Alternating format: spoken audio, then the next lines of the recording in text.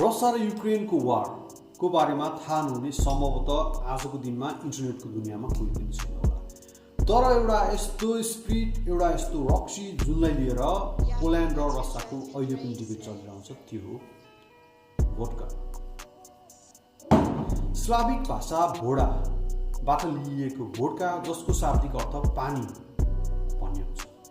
कुनै समय संसारमा सबैभन्दा धेरै उत्पादित सस्तो एक्सेस अमाउन्टमा भएको सिरियल आलुबाट बनाइने भोड्का आजको दिनमा कुनै पनि सिरियल्स र ग्रेपहरूबाट बनाइन्छ। भोड्कालाई हामीले सामान्यतया न्युट्रल र अनएज्ड स्पिरिटको क्याटेगोरीमा राख्छौँ।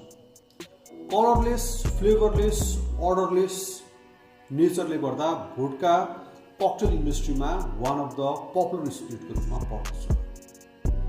युएस टेरिटोरीमा भोड्काको एल्कोहोलिक भोल्युम लिमिट 40% एबीबी छ भने युरोपियन युनियनको टेरिटोरीमा 37.5% छ।